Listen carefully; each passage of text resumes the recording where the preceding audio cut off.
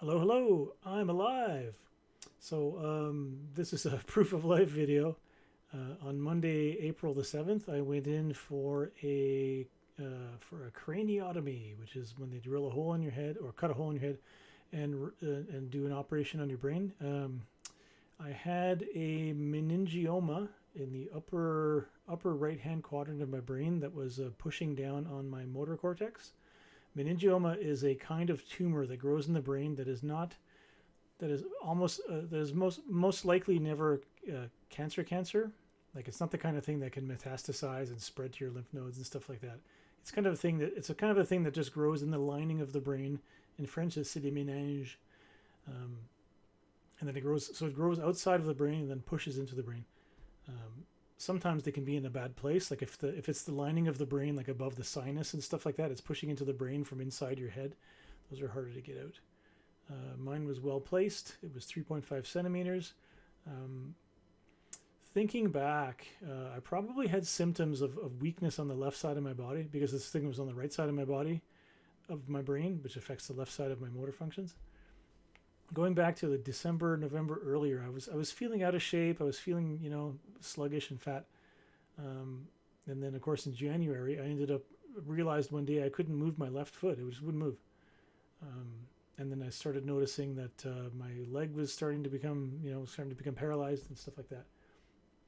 So got into the clinic, got into my clinic, and the doctor kind of, said, "Oh, you have something neurological." Sent me off for a head scan, and referred me to a neurologist. Those things happened very like within several days. Within a couple of days, saw the neurologist, and she was, um, her diagnosis was more in depth than a GP would have been. She was kind of like, well, it's not Parkinson's. It could be. She was thinking multiple sclerosis or some kind of a horrible, you know, uh, like a neurological disease. I was like, oh my god, that would have been. And she never said tumor.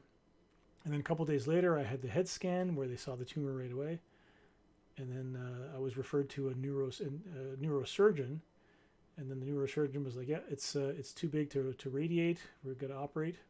And then they had scheduled me. This was like mid-March. They had scheduled me for March 24th for the operation, with high chances that it might get bumped because my condition wasn't urgent or severe.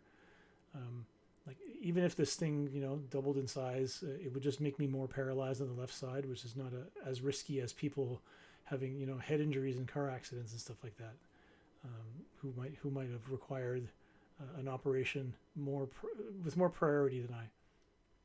Anyway, so my initial date was March 24th. Then I got bumped to March 31st. And then I was hospitalized because I came down with a fever and almost full paralysis on the left side of my body. Like I woke up in the night, couldn't get out of bed, couldn't move my leg, and I was like, let's go to Emerge.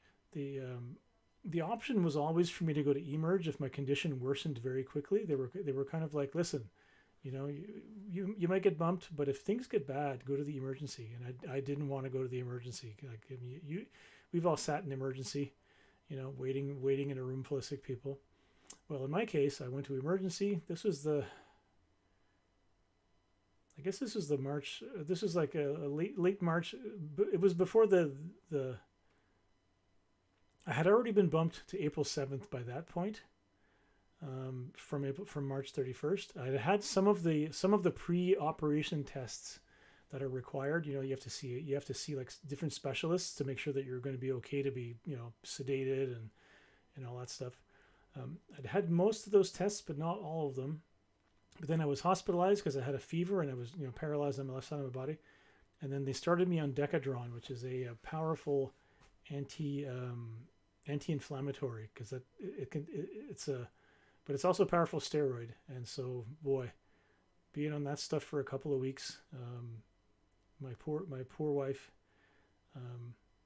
Hey, incels, don't take steroids. They make you into a rage monster. It's fucking horrible. Anyway, if you don't like being called an incel, it's not my problem. Anyway, so yeah, and I mean, my voice. You can hear my voice. I sound like a gym rat. I'm so angry. yeah, so being hospitalized, I think it kind of like cemented the date of April 7th, because once you start on this Decadron, this drug, you're on a timer. You can't be on it for too long because it's really really nasty stuff. And so April 7th came along, 6:30 in the morning. Showed up at the hospital in soft pants. My wife took my clothes away and left me, and as they wheeled me up the hallway towards the operating room, and by 8:30 in the morning, I was in the OR itself. All the staff were assembling. It was kind of like those restaurant shows where all the kitchen staff are appearing, but these are all like healthcare specialists. They're all like laughing and joking. It was first thing Monday morning. How was your weekend? And the surgeon was joking around, and then the anesthetist kind of gave me a little injection of something into one of my IVs, and she was kind of like, close your eyes. And then next thing I knew, it was 3 p.m. Operation was done. I was I was in the ICU. I spent 22 hours in the ICU afterwards, where they evaluated me. They had me hooked up to machines. They were taking my, taking all my readings and stuff like that. They gave me like liquid food,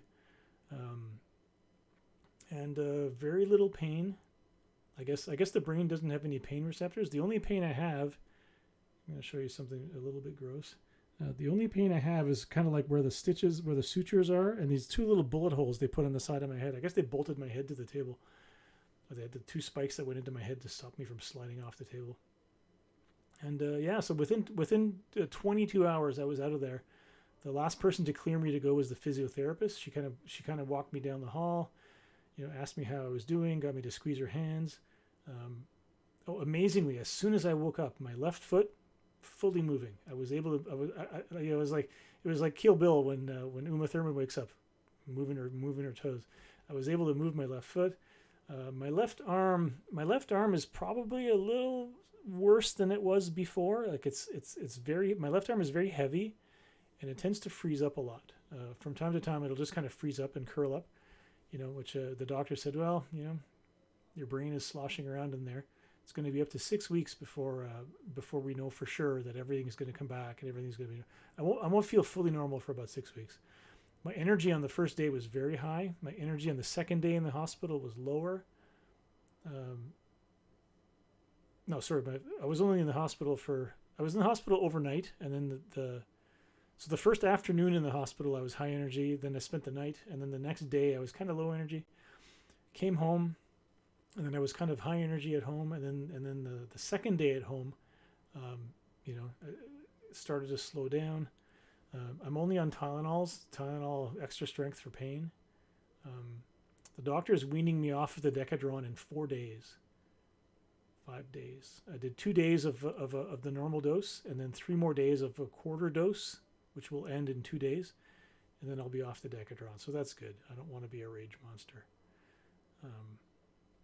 And so all that to say, super happy with the Quebec healthcare system, and kudos to my wife Joanne and to my mother Fleurette. My mother spent a couple of days here at home helping out. She made me do dishes. She made me walk around the house. She made me go up and down the stairs. She made me peel garlic and make aioli. So although I asked her to show me how she makes her aioli. So she was a powerfully good influence. My friends were, my kids were good to me as well. Got my head shaved by one of my daughters. And so I'm back home. I'm going to be taking it easy for the next little while. To all of my photography clients, thank you for being so understanding. I think pretty much all of my photography clients have decided to go with my sister and my friend Nathalie Vaillant for those weddings that have 2 shooters, to replace me, and for those weddings. And at least one of my weddings, my clients wanted to wait to see how I was, or how I was going to be, because it was a late August wedding, right, which would have been full 5 months before the wedding, which, if things went well, I probably would be fully okay to go and shoot that wedding. And the way I feel now, I'm pretty sure I'm going to be fully okay to do that wedding. Although I'm still going to bring 2 extra. I'll bring my sister and Nathalie, because can't drive, and I'm still on seizure medication and seizure watch, which means I can't drive for 6 months. So anyway, all that is good. So I might even resume like DMing D&D games and role playing games on Roll20, and on Start Playing, if I feel like I'm, up for it. Like I don't feel cognitively challenged, like I don't feel like confused or anything like that. This tumor was nowhere near any of the speech centers or memory centers. Yeah, so I feel like I'm rambling a little bit, but I thought that I would just put this out because some of my friends that don't do social media aren't, or some people that I know that don't do social media aren't up on the latest news. So there you go. Thanks a lot, and I'll be posting more stuff later.